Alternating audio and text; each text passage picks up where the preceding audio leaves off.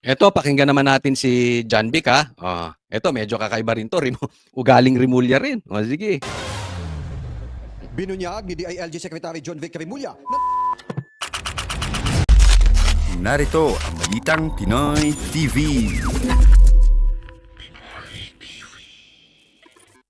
Pero bago po tayo magsimula, ipapaalala ko lang po, wag pong kalimutan i-like tong video na ito, ha. Pagkakita nyo pa lang, like nyo po agad ang video na ito, itong vlog na ito. And sana po, doon sa mga hindi ko pa po subscriber, yan, subscribe naman po kayo dito, konting lambing dito sa channel ni Coach Oli News PH. Tayo po ay magbabalik muli. Eto, pakinggan naman natin si John Vic, ha. Eto, medyo kakaiba rin 'to, ugaling Rimulya rin. Sige. binunyag ni DILG Secretary John Vic Rimulya na nagbalik ng kalahating bilyong piso ang PNP sa kaban ng bayan mula sa kanilang intelligence fund ngayong taon. Kasunod ito ng tanong ni Senate Finance Committee Chairman Sherwin Gatchalian kung bakit bumaba sa 806 million ang hiling ng PNP para sa Intel Fund sa 2026 ikumpara sa 2025 approved budget na 1.3 billion pesos.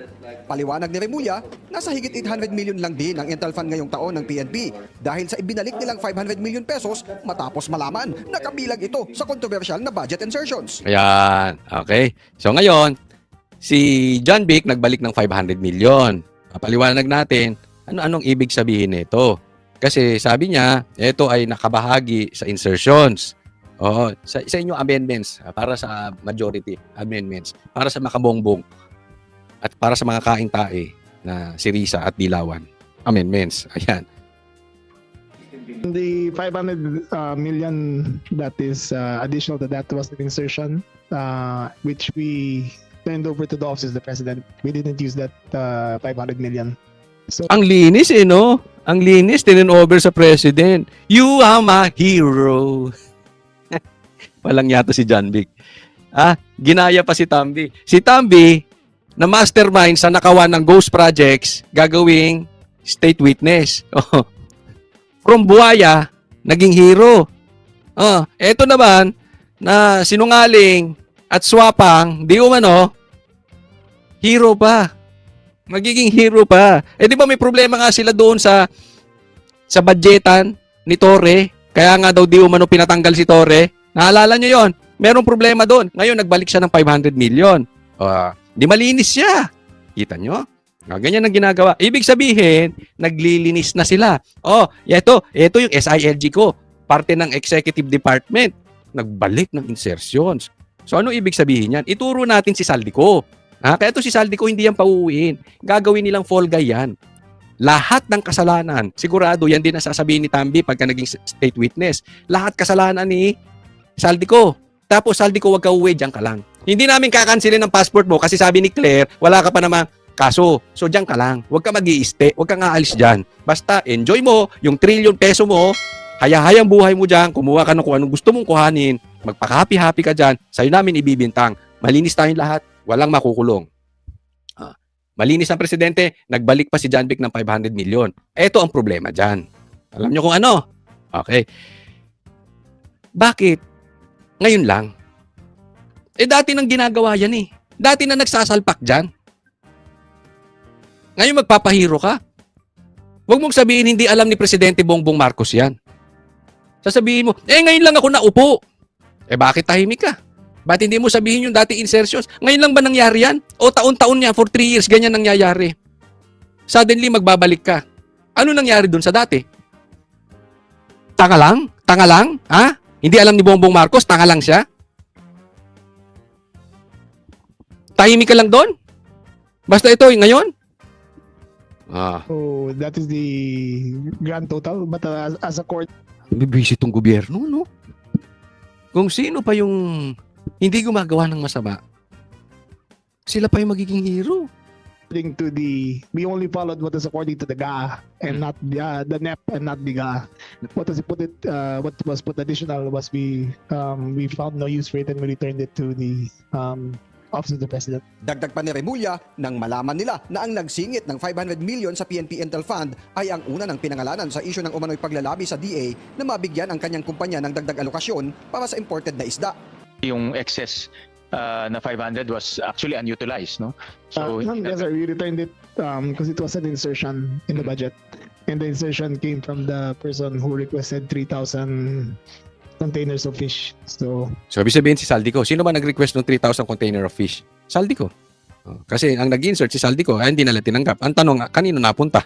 Saan napunta yung 500 million? Why will they insert intelligence funds? it beats me, sir. We didn't ask for it, so I returned it. Police yung mga Sa hearing sa Senado sa budget ng Department of Agriculture, lumabas ang pangalan ni dating Congressman Zaldico na humiling umano ng pabor sa DA para sa fish importation. Pangalan ba Tingnan nyo to. Listen to this carefully. ng Saldico talaga? oo, totoo yun. 3,000 containers. Yes, Mr. Chair. God, Mr. Chen, nalulula na ako. Nakapasok ko ba yung 3,000 containers o no. hindi na tuloy? No.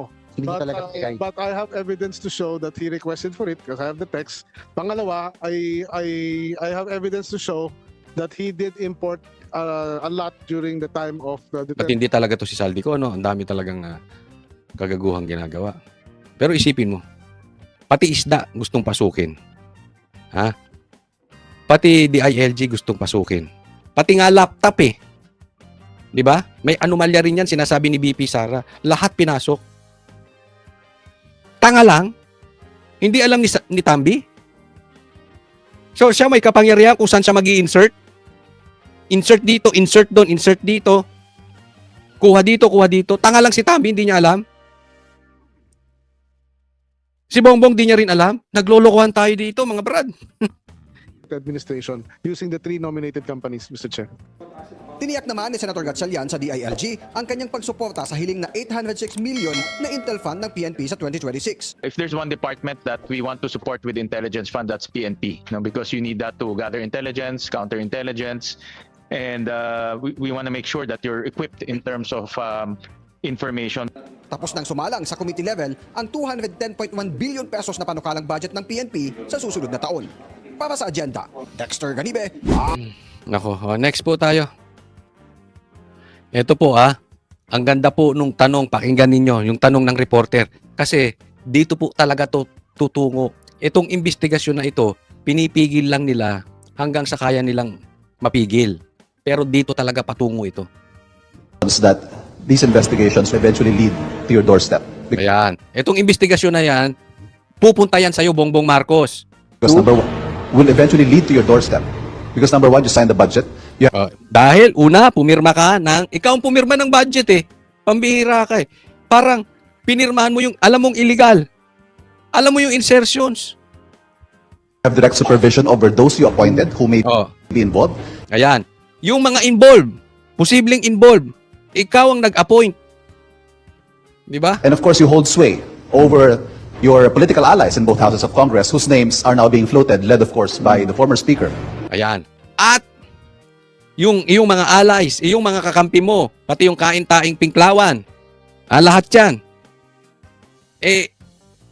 sila ang dawit sa pangunguna ni Tambi. So talagang pupunta sa iyo yan.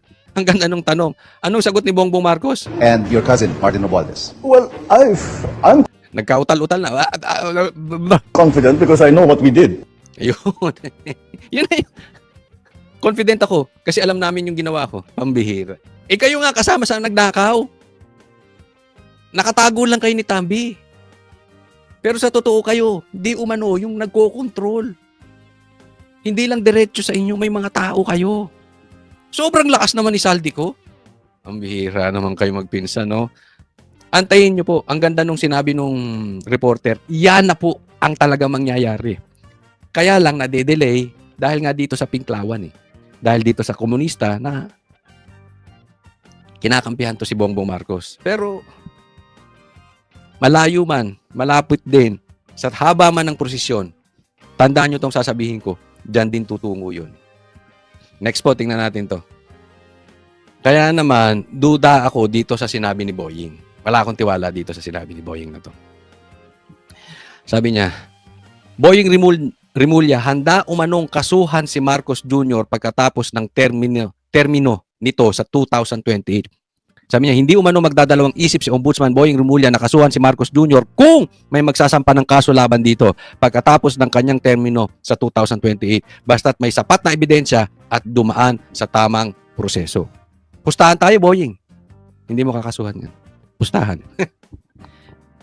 Siya nagsabi, this is the same person na sinabi niya hindi niya papapasukin si ICC sa Pilipinas. Pinapasok ni Boying. Pinakidnap si PRRD. Tapos ngayon, ito rin ang magsasabi na kung merong magkakaso kay Bongbong Marcos sa 2028, kakasuhan niya. Sinong loko-lokong naniniwala doon? Yung mga loyalista lang bayad. Yung mga trolls nyo. Nahuli ka nga eh. Nakita nyo? Ang mga nag-heart doon sa mga balita ng Marcos. Mga Vietnamese. Check nyo. Ay nako. Pambira ito si Bongbong Marcos. Oh. Sila pareha sila. Sinabi nila yung ICI hindi nipapasok tapos pinapasok. Naniniwala kayo sa babang to? Sige nga, pakilagay nyo dyan yung naniniwala kay Boying. Meron pa bang totoong sasabihin si Boying? Alam mo, maswerte na tayo. Sa 10 sinabi niya, merong isang tumama. Maswerte na yun. Pero yung sinasabi niya 2028, malabo yan, nakakasuhan. Pustahan tayo, Boying. Ang dami nitong pagkakasala.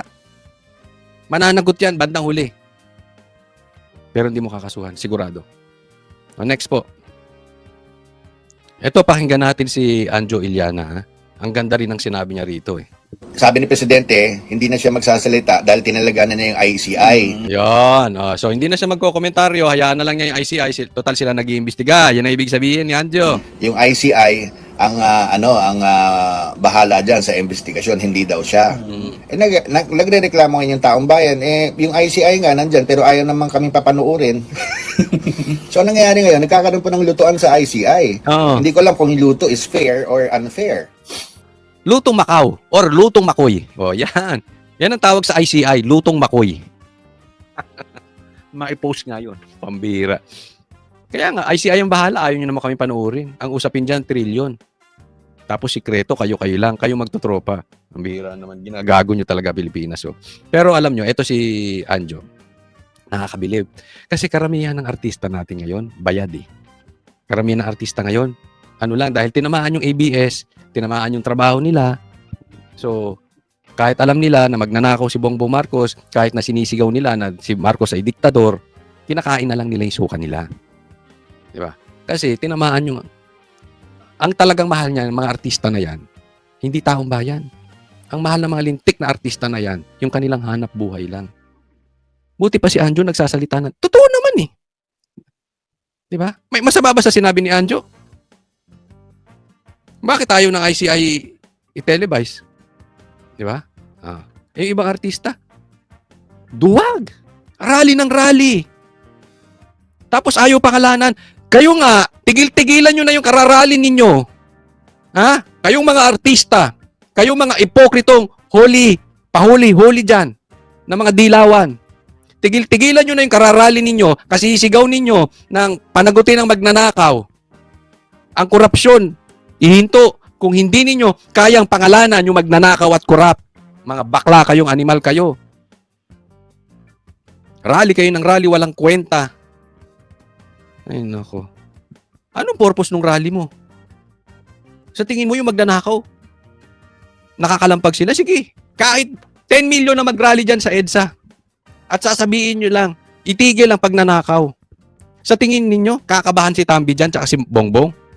Kahit sila yung mastermind, di umano? Walang epekto yun. Protected ninyo yung mastermind eh. Hindi nyo nga mapangalanan. Anong silbi ng rally ninyo? Para kayong gago dyan. Next. Ito po, gusto kong bigyan ng komentaryo yung pagla-livestream ni Bongbong Marcos tungkol dyan sa budget na yan. Mula sa pag-iimbestiga ng maanomaliang flood control projects hanggang sa pag-aanunsyo na bubuksan na sa wakas ang bicameral conference proceedings para sa 2026 national budget, ang mga initiative na ito ng Pangulo parte ng isang mas malaking political move, hindi lang para mabawi ang imahe ng kanyang administrasyon sa kabila ng malawakang korupsyon, kundi ipakita sa oposisyon na hawak pa rin niya ang gobyerno. This has something to do with political posturing. Oo. Na you've been there for 3 years. Ang tanong ko sa kanya, he has been there for 3 years. And yet, what took him so long? Parang bago yung 2025 budget, nakailang pirma na siya ng national budget. So I'm quite sure, ganyan ang kalakaran noon. Pero bakit ngayon lang? Yan ang ganda nung sinabi. Ngayon nyo ila-livestream yan. Dati nyo nang ginagawa. Inabot ka ng 3 taon bago nyo ma-realize kailangan niyang i-livestream. Eh, hawak nyo yung mga yan eh. Yung hearing na yan, hawak nyo yung mga politikong yan. Di ba? Okay, yung ilalive nyo yan. Okay? Ang tanong lang, bakit ngayon lang? Pangalawa, ito ang mas importante itong pangalawa. Instead, na yan ang hearing na yan ang ila-live stream nyo, ang i-live stream ninyo, yung investigasyon ng ICI, yaan ang hinihingi ng taong bayan. Dahil dati naman, hindi nyo nila live stream yung ano na yan, hearing na yan. Huwag nyo nga kaming lokohin. Nang matalo ang administration slate nitong midterm election, inabangan ng political analyst ng Professor Dennis Coronacion kung paano ipapakita ni President Bongbong Marcos ang pagbawi niya. Matapos magsilipatan ng panig ang kanyang mga kaalyado, gaya ni na Senator Ayan, ito. Ang ibig niya sabihin, paano i-flex ni Bongbong Marcos na hindi ako lame duck? Ha? Ako pa rin ang powerful. Kasi natalo yung Senate slate niya, di ba? Bihira yun. Na incumbent president yung slate mo natalo. It shows a lot na walang tiwala na ang taong bayan sa'yo. So, paano niya ipapakita yung power niya? Ito, ganito niya pinakita yung power niya. Una, kay Chis Escudero. Francis Cheese Escudero at mga Villar, lalong-lalo na sa gitna ng impeachment trial ng vice-presidente. Nakakita raw ng tsansa ang Pangulo na balikan ang mga tumalikod sa kanya. Ayan, yung tumalikod, si Chis. Talagang hindi hinayaang daanan lang ang konstitusyon natin na kahit illegal yung impeachment ay itutuloy. Hindi hinayaan ni Chis. Kaya maganda ginawa ni Chis dyan. Anong ginagawa ngayon? Binabalikan si Chis. Ganito na rin ang Villar pa dun sa Prime Waters. So, nag-flex siya ng muscle. Pinakita niya that he's still powerful. And pinakita niya yung consequence ng... Ito na nga mga kabalita. Ano na ang masasabi nyo patungkol sa balitang ito? Please comment down below mga kabalita. Pag-usapan natin yan sa comment section. At kung di ka pa nakasubscribe sa ating channel, baka naman